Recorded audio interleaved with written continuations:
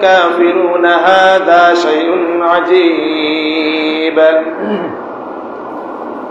أئذا متنا وكنا ترابا ذلك رجع بعيد قد علمنا ما تنقص الأرض منهم وعندنا كتاب حفيظ بل كذبوا بالحق لما جاءهم فهم في أمر مريج أفلم ينظروا إلى السماء فوقهم كيف بنيناها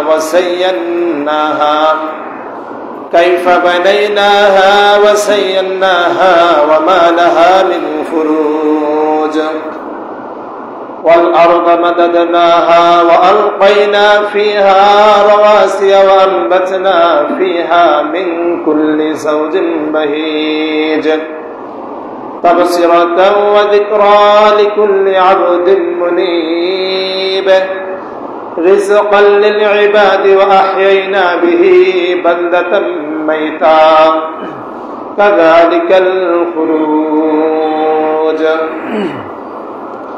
وقال سبحانه وتعالى الذي خلق الموت والحياة ليبلوكم أيكم أحسن عملا وهو العزيز الغفور وقال سبحانه وتعالى كل نفس ذائقة الموت وإنما توفون أجوركم يوم القيامة فمن زحزح عن النار وأدخل الجنة فقد فاز وما الحياة الدنيا إلا متاع الغرور عن أبي هريرة رضي الله تعالى عنه قال رسول الله صلى الله عليه وسلم أكثروا من ذكر هادم اللذات يعني الموت رواه البخاري عن ابن عمر رضي الله تعالى عنه قال أخذ رسول الله صلى الله عليه وسلم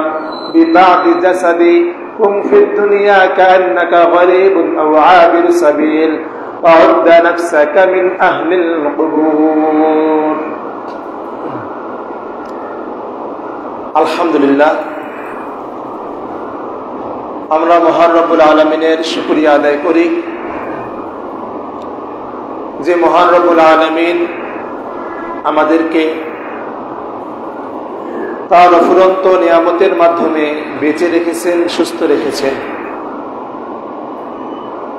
অতঃপর আজকে পবিত্র একটি দিন, জুমার দিনে দুনিয়াবী ব্যস্ততাকে ত্যাগ করে আমাদেরকে জুমার খুতবা শোনার জন্য, জুমার সালাত আদায়ের উদ্দেশ্যে মসজিদে এসে যে বসার তৌফিক দিয়েছেন এর জন্য আমরা সকলে বলছি আলহামদুলিল্লাহ। অসংখ্য দরুদ ও সালাম বর্ষিত হোক আপনার আমার নবী, বিশ্ব নবী মুহাম্মদুর রাসূলুল্লাহ সাল্লাল্লাহু আলাইহি ওয়াসাল্লামের উপর। আল্লাহুম্মা সাল্লি আলাইহি আল্লাহুম্মা বারিক আলাইহি। সম্মানিত উপস্থিতি, আমি আপনাদের সামনে আজকে সংক্ষিপ্ত যে বিষয়ের উপর আলোচনা করব সেটি হচ্ছে যিকরুল লিল মাউত, অর্থাৎ মৃত্যুকে স্মরণ। মৃত্যুকে স্মরণ করতে হবে, এ ব্যাপারে আমি আপনাদের সামনে আজকে সংক্ষিপ্ত আলোচনা করার চেষ্টা করব ইনশাআল্লাহ। রব্বি জিদনি ইলমা রব্বি শরহ লি সাদরি ওয়া ইয়াসসির লি আমরি ওয়াহলুল উকদাতাম মিন লিসানি ইয়াফকাহু কওলি। সম্মানিত উপস্থিতি, আল্লাহ পাক রব্বুল আলামিন পবিত্র কোরআন মাজিদের 67 নম্বর সূরা মুলকের 2 নম্বর আয়াতে বলছেন, আল্লাহ কি বলছেন?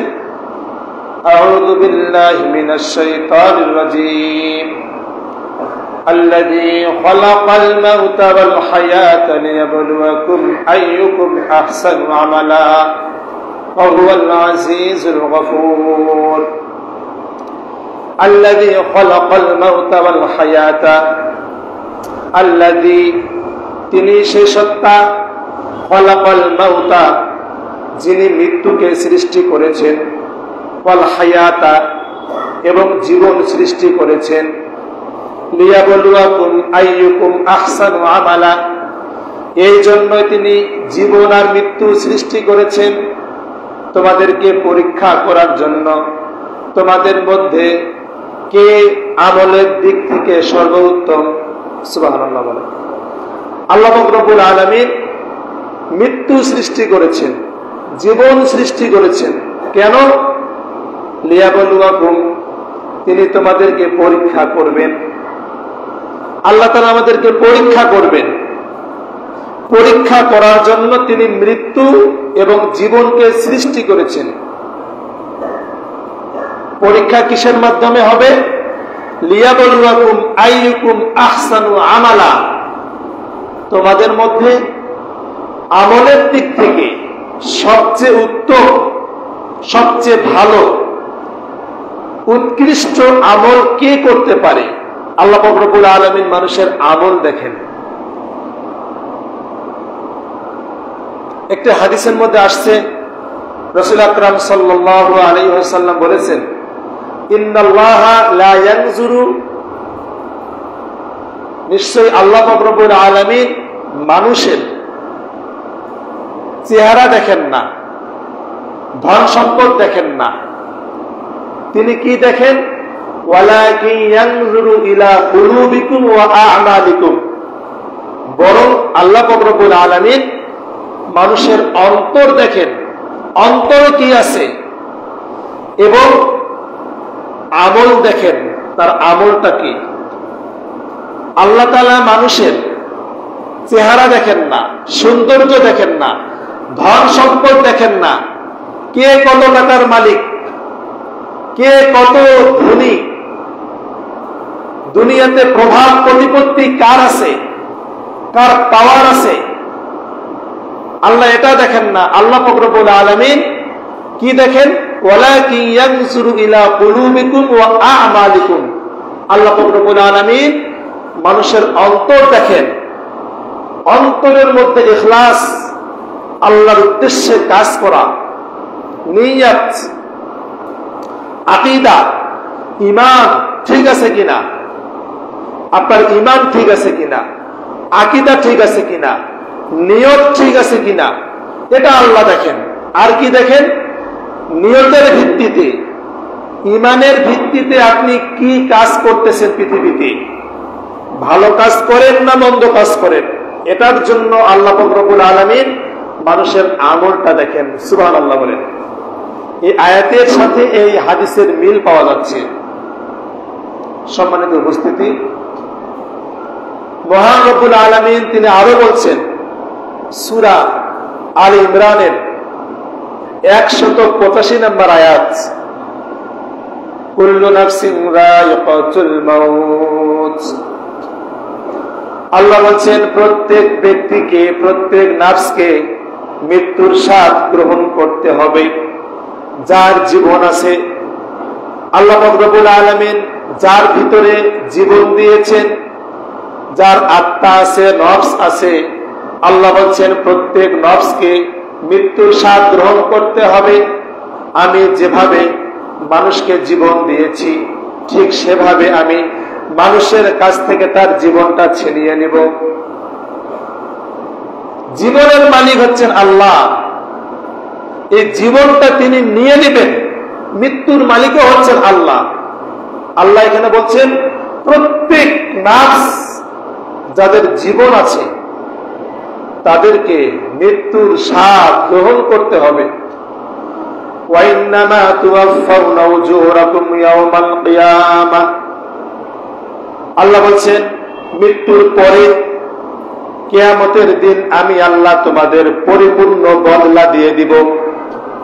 তোমরা দুনিয়াতে যা কিছু করেছো, ভালো করলে ভালো ফল, মন্দ করলে মন্দ ফল, পরিপূর্ণভাবে, কমপ্লিট ভাবে আমি মানুষের বদলা দিয়ে দিব।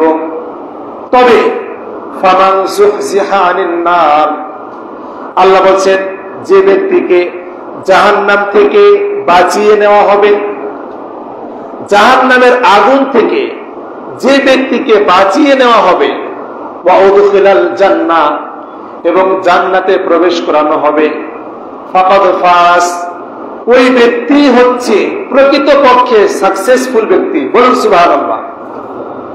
সাকসেস আপনি কখন হবেন? মৃত্যুর পরে যখন আপনাকে জাহান্নাম থেকে বাঁচিয়ে জান্নাতে প্রবেশ করানো হবে। আল্লাহ বলছেন জাহান্নামের আগুন থেকে বেঁচে, আগুন থেকে রক্ষা করে যেই ব্যক্তিকে জান্নাতের মধ্যে প্রবেশ করানো হবে, প্রকৃতপক্ষে আসল পক্ষে ওই ব্যক্তি হচ্ছে সফল কাম। সুবহানাল্লাহ। আর আমাল হায়াতুদ দুনিয়া ইল্লা মাতাউল গুরুর, আল্লাহ বলছেন এই দুনিয়ার জীবনটা হচ্ছে একটা ধোঁকার সম্পদ। ধোঁকা, দুনিয়াটা হচ্ছে ধোঁকা।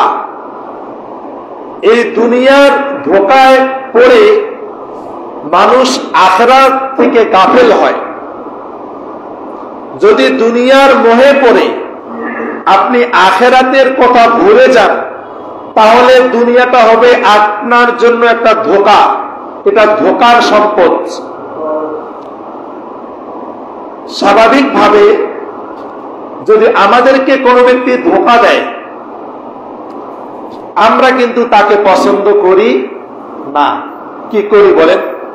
আপনাকে একজন ধোঁকা দিয়েছে, আপনার সঙ্গে বাটপারি করেছে, আপনার ক্ষতি করেছে, আপনি কিন্তু তাকে দেখতে পারেন না, তাকে আপনি এড়িয়ে চলেন, বা আপনি তার থেকে নিজেকে আত্মরক্ষার্থে নিজেকে আপনি সেভ করেন।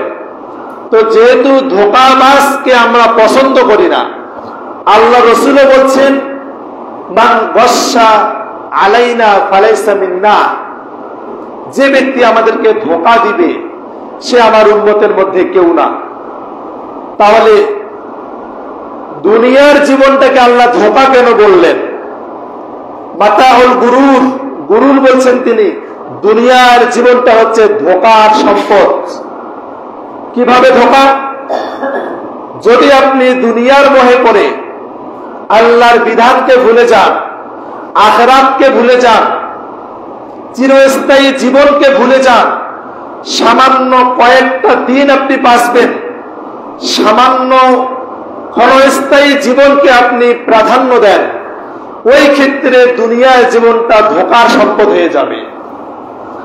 আর যদি দুনিয়ার জীবনে আপনার মেধা, আপনার শ্রম, আপনার অর্থ সম্পদ সবকিছু যদি আপনি আল্লাহর রাস্তায় ব্যয় করেন, আপনার যৌবন, আপনার শক্তি, আপনার স্পৃহা, আপনার টাকা পয়সা, জীবন, সবকিছু যদি আপনি আল্লাহর জন্য ব্যয় করেন, আল্লাহর সন্তুষ্টির জন্য, আল্লাহর ইবাদতের দিকে আপনি এটাকে ব্যয় করেন, ক্ষয় করেন, তাহলে কিন্তু দুনিয়াটা আপনার জন্য ধোঁকা নয়। সুবহানাল্লাহ বলেন।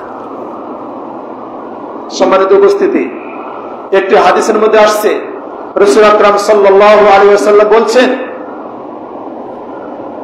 আদ-দুনিয়া সিজনুল মুমিন ওয়া জান্নাতুল কাফির, এই দুনিয়াটা হচ্ছে ঈমানদারের জন্য জেলখানা এবং কাফেরের জন্য হচ্ছে এটা জান্নাত। তো সম্মানিত উপস্থিতি, এই দুনিয়ার জীবন একদিন শেষ হয়ে যাবে।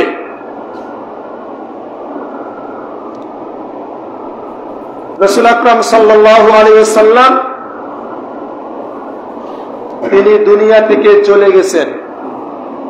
হাদিসের মধ্যে আসছে, সহিহ মুসলিমে আসছে, আয়েশা রাদিয়াল্লাহু তাআলা আনহা তিনি বলছেন যে আল্লাহ রাসূল আমার থুতনি এবং বুকের মাঝখানে মাথা রেখে তিনি মারা গেছেন।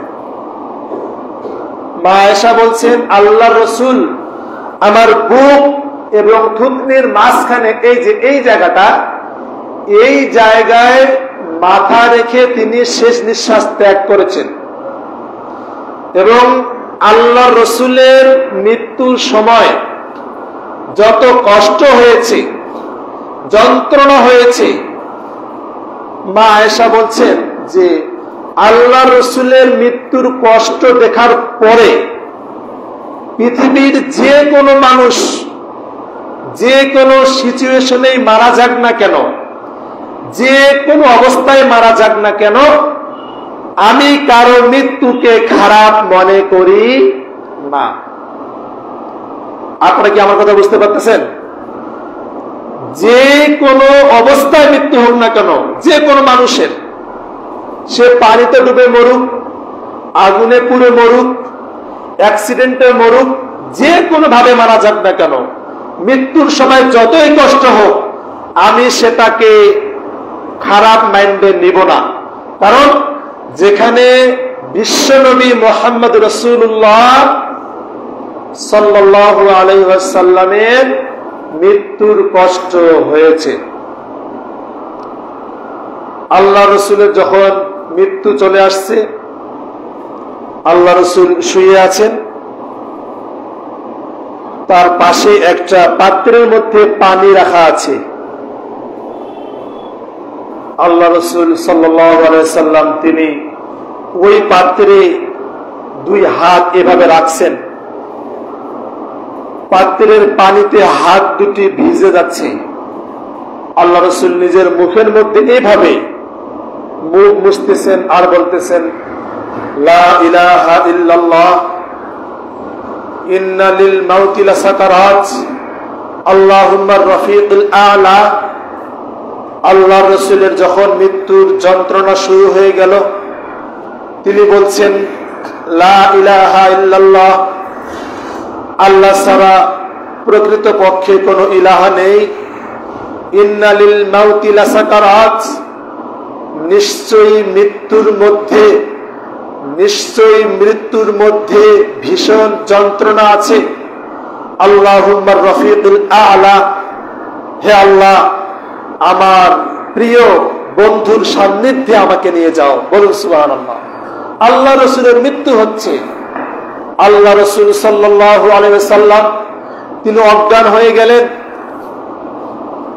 পাশেই তার মেয়ে ফাতেমা রাদিয়াল্লাহু তাআলা আনহা তিনি কান্না করতেছেন, ইয়া আবা, হায় আমার পিতা, হায় আমার পিতার কি কষ্ট, হায় আমার পিতার কি যন্ত্রণা, হায় আমার পিতার কি ভীষণ কষ্ট হচ্ছে। তিনি এই কথা বলে কান্না করতেছেন। আল্লাহ রসুলের হুঁশ ফিরে আসলো, মৃত্যুর যন্ত্রণা শুরু হয়ে গেছে। আল্লাহ রসুল সাল্লাল্লাহু আলাইহি ওয়াসাল্লাম বারবার তিনি অজ্ঞান হয়ে যাচ্ছেন, বারবার তার সেন্স ফিরে আসতেছে। আর ফাতেমা রাদিয়াল্লাহু তাআলা আনহা তিনি কান্না করতেছেন, ইয়া আবা ইয়া লাইতানি, হে আমার বাবা, আমার কলিজার টুকরা পিতা মুহাম্মদুর রাসূলুল্লাহ সাল্লাল্লাহু আলাইহি ওয়াসাল্লাম, আপনার কত কষ্ট। এ কথা বলতেছেন।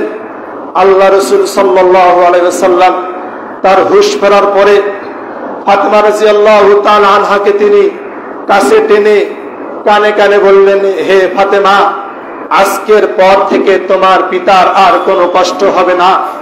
আজকে যে কষ্ট হচ্ছে তোমার পিতার মৃত্যুর কষ্ট, তোমার পিতার মৃত্যুর যন্ত্রণা দেখে আমার কলিজার টুকরা ফাতেমা তুমি কান্না করতেছো।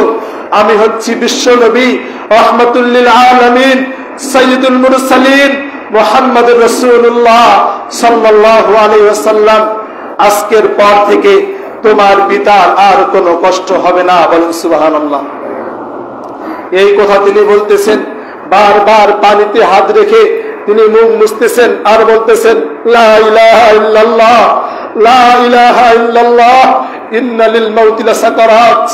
আল্লাহ ছাড়া কোনো মাবুদ নেই, আল্লাহ ছাড়া ইবাদতের যোগ্য কোনো উপাস্য নেই, নিশ্চয়ই মৃত্যুর মধ্যে কঠিন আযাব রয়েছে। এই কথা বলতে বলতে তিনি উপরের দিকে হাত তুললেন আর বললেন, আল্লাহুম্মা রফিকুল আলা। এই কথা বলে আল্লাহ রসুলের হাতটা আস্তে করে পড়ে গেল। তিনি শেষ নিঃশ্বাস ত্যাগ করলেন। ইন্না লিল্লাহি ওয়া ইন্না ইলাইহি রাজিউন। সম্মানিত উপস্থিতি, এই হচ্ছে আল্লাহ রসুলের মৃত্যুর কষ্ট। আমরা জানি আল্লাহ রসুলের মৃত্যুর 3 দিন পর তাকে দাফন করা হয়েছিল। যখন দাফন করা হলো, আনাস রাদিয়াল্লাহু তাআলা আনহু তিনি আল্লাহ রাসূলের জানাজা অংশগ্রহণ করেছিলেন, দাফন কাফনে ছিলেন। যখন চলে আসলেন, ফাতেমা রাদিয়াল্লাহু তাআলা আনহা তিনি বলছেন, হে আনাস, তুমি কিভাবে আল্লাহ রাসূলকে মাটিতে চাপা দিলে?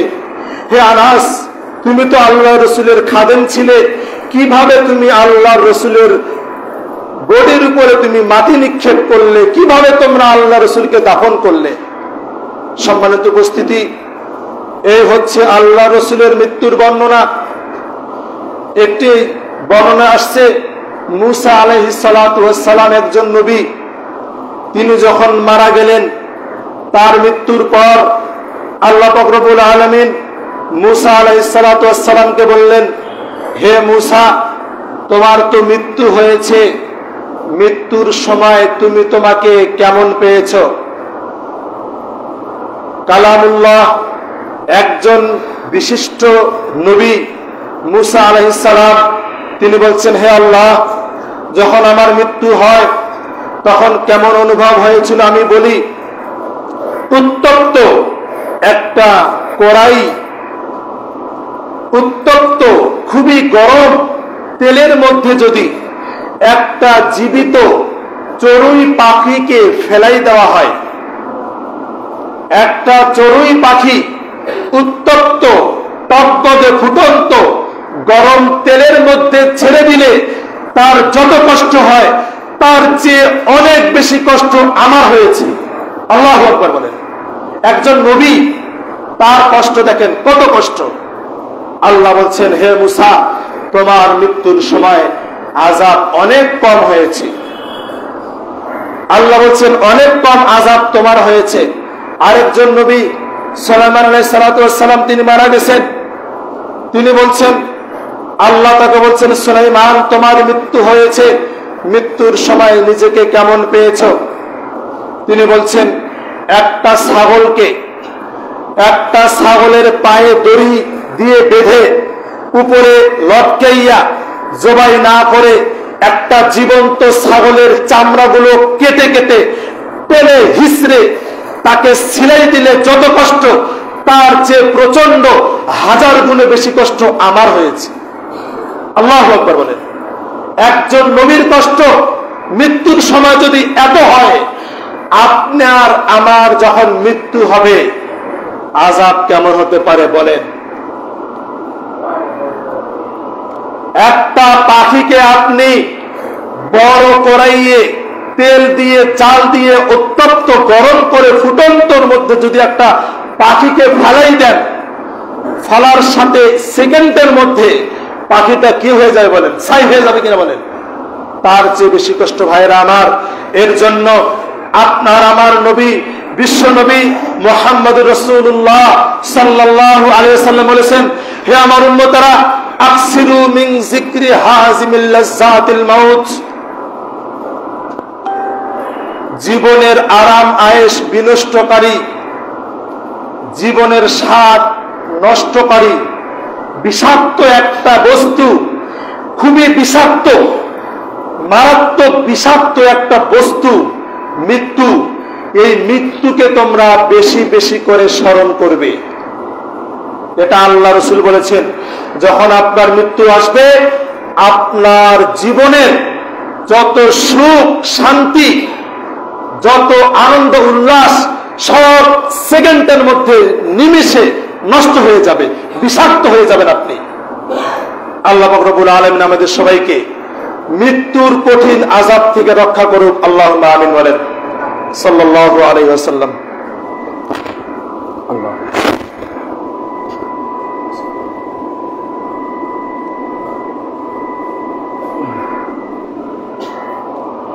ইন্নাল হামদুলিল্লাহ ওয়াসসালাতু ওয়াসসালামু আলা রাসূলিল্লাহ, আম্মা বা'দ। সম্মানিত উপস্থিতি, আমি আপনাদের সামনে আলোচনা করতেছিলাম মৃত্যু সম্পর্কে।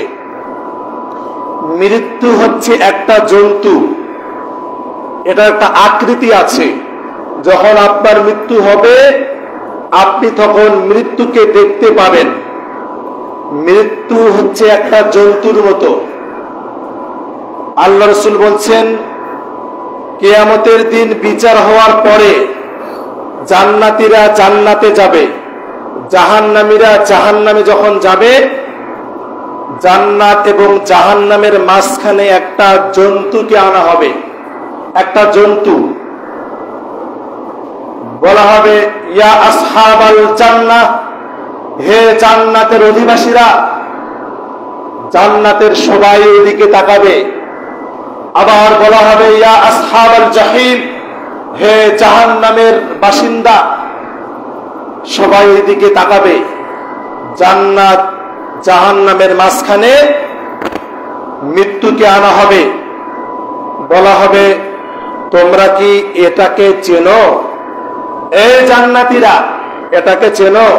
জাহান্নামীরা এটাকে কি তোমরা চেনো? সবাই বলবে, আমরা এটাকে চিনি, এটার নাম হচ্ছে মৃত্যু। এটার নাম কি? মৃত্যু। আমাদের মরণ হয়েছে, তখন এই আমাদের কাছে ছিল। তখন কি করা হবে? আল্লাহ রাসূল বলছেন, মৃত্যুকে উপর করে শোয়াইয়া তার গলায় ছুরি দেওয়া হবে, তাকে জবাই করা হবে। মৃত্যুর মৃত্যু হবে। মৃত্যুর কি হবে? মৃত্যু হবে যখন জবাই করা হবে। জান্নাতীদের আনন্দ, জান্নাতীদের আবেগ উল্লাস আরো বেড়ে যাবে। বলুন সুবহানাল্লাহ। জান্নাতীরা বলবে, যেহেতু মৃত্যুর মৃত্যু হয়েছে, আমাদের আর কোনদিন মৃত্যু হবে না।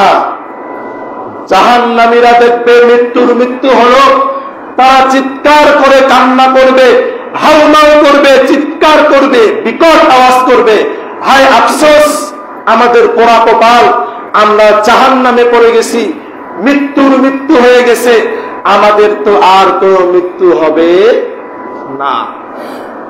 সম্মানিত উপস্থিতি, একজন মানুষের যখন মৃত্যু হয়, ফেরেশতা এসে সেই মানুষের শরীরের মধ্যে ঢুকে যায়, ঢুকে তার আত্মাটাকে জোর করে খামসে ধরে, ধরে টেনে হিঁচড়ে বের করে।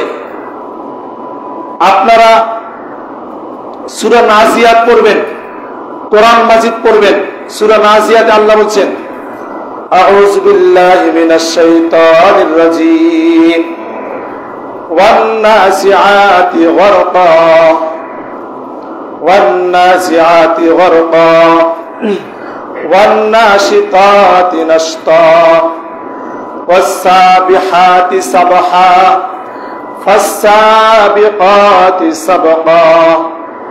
আল্লাহ বলছেন, ওয়ান নাজিআতি গরকা, যেই ফেরেশতারা মানুষের শরীর থেকে তার আত্মাটাকে ধরে জোর করে টেনে হিঁচড়ে বের করে, সেই ফেরেশতার কসম আমি করতেছি, ওয়ান নাশিতাতি নাশতা, ইমানদার ব্যক্তির আত্মাটা যেই ফেরেশতারা আস্তে করে বের করে, আমি সেই ফেরেশতার কসম করছি।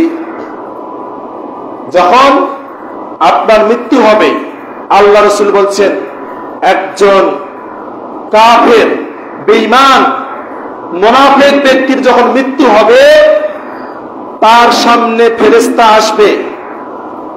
ফেরেশতার নাম হচ্ছে মালাকুল মাউত। কি নাম? মালাকুল মাউত মানে হচ্ছে মৃত্যুর ফেরেশতা। যদিও আমরা আজরাইল বলি, আজরাইল নামে কোন ফেরেশতা নাই। আজরাইল কথাটা হচ্ছে ফার্সি। কোরআনে আল্লাহ বলছেন, কুল ইয়াতাওয়াফাকুম মালাকুল মাউতিল্লাযী বুক্কিলা বিকুম। মালাক মানে ফেরেশতা, মাউত মানে মৃত্যু। মৃত্যুর ফেরেশতা ওই ব্যক্তির কাছে আসবে, এসে বলবে, আখরিজু আনফুসাকুম, হে কাফের ব্যক্তি, মুনাফিক ব্যক্তি, তোমার আত্মা তুমি বের করো। আপনারা বলেন তো, নিজের আত্মা কি নিজে বের করা যাবে কোনোদিন? যাবে? শরীরের প্রত্যেকটা পশমের গোড়ায় গোড়ায় আত্মা আছে, রুহু আছে। রক্তের প্রত্যেকটা ফোঁটায় ফোঁটায় আপনার শরীরে আত্মা বিরাজমান। প্রত্যেকটা হাড়ে, প্রত্যেকটা শিরা উপশিরার ভেতরে, প্রত্যেকটা চুলে, পশমের গোড়ায় গোড়ায় আত্মা আছে। আত্মাটা বের হবে না। কিন্তু ফেরেশতা বলবে, আখরিজু আনফুসাকুম, এই আত্মা বের করো। আল্লাহ তাআলা বলছেন, ইয়াদরিবুনা বুজুহাহুম ওয়া আদবারহুম, ফেরেশতা ওই ব্যক্তিকে ধরে তার পিঠের মধ্যে জোরে জোরে আঘাত করবে। আত্মা বের করো, আত্মা বের করো, আত্মা বের করো, জোরে আঘাত করবে। আল্লাহ বলছেন, সূরা আনআমে আসছে, আদবারহুম, কোমরের মধ্যে আঘাত করা হবে, বুকে আঘাত করবে, পিঠে আঘাত করবে, আঘাত করবে, কিন্তু আত্মা বের হবে না। তারপর কি হবে? ওই ফেরেশতা ওই ব্যক্তির মুখ দিয়ে তার শরীরে ঢুকে যাবে, ঢুকে তার শরীরের প্রত্যেকটা স্থান থেকে আত্মাটাকে জোরে খামসে ধরে টেনে হিসেবে বের করে আনবে। আল্লাহু আকবার বলেন।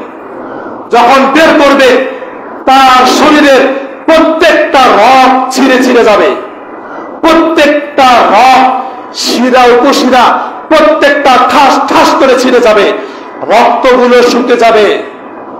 আত্মাটাকে টেনে বের করে সামনে ধরা হবে। এভাবে আত্মার দিকে এভাবে তাকিয়ে থাকবেন আপনি। অনেক সময় দেখবেন মৃত ব্যক্তির চোখ খোলা থাকে, দেখছেন কি আপনারা? দেখছেন চোখটা এভাবে আছে অথবা এইভাবে আছে, দেখছেন না? আল্লাহ রাসূল বলছেন, মৃত ব্যক্তি যদি চোখ খুলে রাখে, তোমরা তার চোখটা আস্তে করে বন্ধ করে দিবে। একটা দোয়া আছে, সেই দোয়া করে বন্ধ করতে হবে, কারণ আত্মা যেই দিক দিয়ে নিয়ে যায়, মৃত ব্যক্তি ওই দিকে তাকিয়ে থাকে, আত্মার পিছনে। সম্মানিত উপস্থিতি, আমি আলোচনা আর দীর্ঘায়িত করব না, আমার খুতবার সময় শেষ হয়ে গেছে। আমি আপনাদের যেটা বুঝাচ্ছিলাম, আমি আলোচনা শেষ করতেই পারলাম না, যে মৃত্যুর যে কষ্ট, আযাব, যন্ত্রণা, আত্মাটাকে বের করে এনে সেখানে আরো কিছু ফেরেশতা আসে, ফেরেশতাদের মাধ্যমে সেই আত্মাটাকে আসমানের দিকে নিয়ে যাওয়া হয়। যদি মুনাফিক ব্যক্তি হয়, কাফের হয়, তার জন্য আসমানের দরজা খোলা হয় না। আল্লাহ বলছেন, ফামা বাকাত আলাইহিমুস সামা, যেই ব্যক্তি কাফের, মুনাফিক, তার জন্য আসমান কাঁদে না, জমিন কাঁদে না। আর ইমানদার ব্যক্তি, আল্লাহওয়ালা ব্যক্তি, পরহেজগার ব্যক্তি যখন মারা যায়, আল্লাহ রাসূল বলছেন, পৃথিবীতে সে সালাত আদায় করেছে, নামাজ পড়েছে, যত জায়গা সে সেজদা করেছে, ইমানদার ব্যক্তি মারা গেলে সেজদার স্থানগুলো কান্না করে। বলুন সুবহানাল্লাহ। আর কাফের, বেনামাজি যারা সালাত আদায় করে না, আল্লাহকে বিশ্বাস করে না, আল্লাহর বিধান মানে না, আল্লাহ বলছেন, ফামা বাকাত আলাইহিমুস সামা, তাদের জন্য আসমান কাঁদে না, আসমানের দরজা খোলা হয় না। ভাইরা আমার, অতএব আসুন আমরা মৃত্যুকে স্মরণ করি।